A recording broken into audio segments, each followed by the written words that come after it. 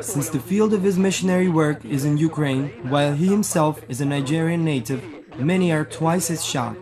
He has dark skin and belongs to a full gospel evangelical church, one of the followers of which is President Bush and many other past enemies. What first seems incompatible, all of a sudden starts to work. Many Ukrainians were disappointed with the Orange Revolution and politics in general, so they are searching for new ideals. And since Pastor Sunday, besides preaching the gospel, also preaches material well-being, he doesn't lack listeners and followers. Nina Rock decided to have a closer look at Christians who live according to the Bible. Everyone is on their feet on Sunday afternoon here in the sports complex. They're singing and dancing with all their hearts. It looks like a rock concert and a performance of a superstar. Everybody rejoices here. Sunday Elijah, who calls himself a pastor of this church, came from Nigeria. He has come here to the Orthodox Ukraine more than 10 years ago, and he regularly drives everyone here into ecstasy. Here you can cleanse your soul, find Jesus, and at the same time fall almost into trance. Pastor Sunday calls his church God's Embassy.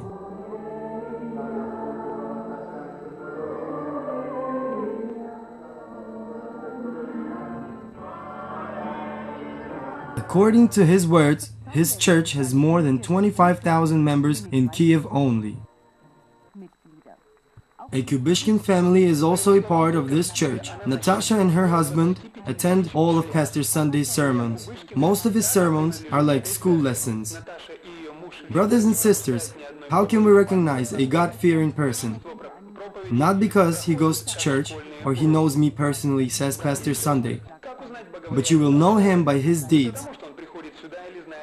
The Kubyshkins adopted little Samuel 6 months ago. They're proud of their new democratic country, and they don't see any contradiction in this. With their 2 older daughters that took part in the Orange Revolution, they are very proud for their new republic. Pastor is always present in their home. He is our role model, they say. They have been members of his church for 7 years. Their daughters are also taking an active part in their faith. They don't drink alcohol, don't smoke cigarettes, and no sex before marriage. The other sign of a God-fearing person is being successful and earning money.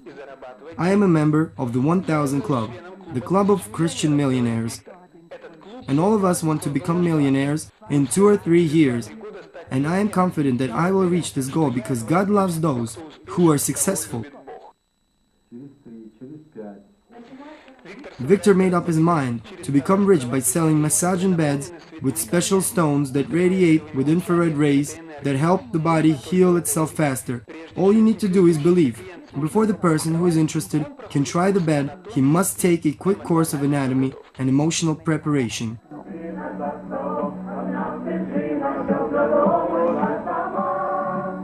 Singing karaoke is also a part of the concept of healing because singing opens the soul.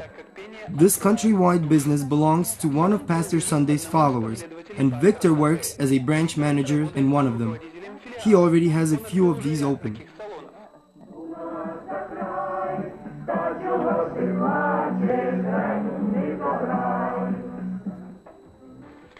You can test the bed out for free several times before buying, and it approximates at 2,500 euros. It's a good investment because you can lease the bed out at hourly rates.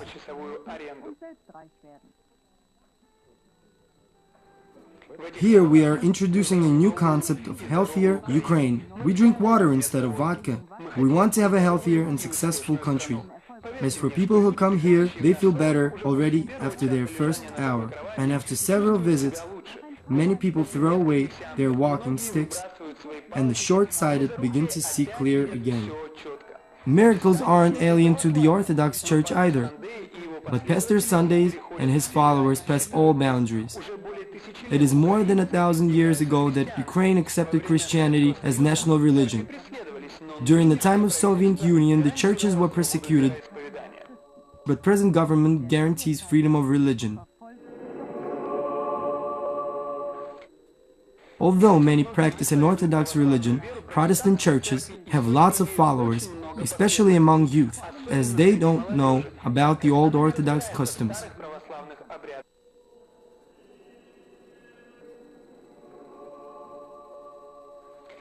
For the Kiev Orthodox Patriarch Philaret, Pastor Sunday's church is devil incarnate.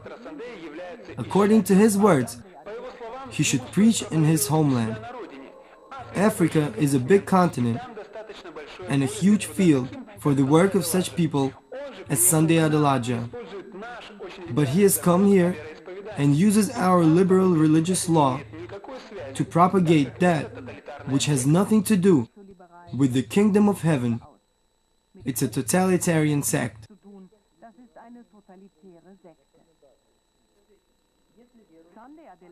Sunday Adelaja has opened churches all over Ukraine.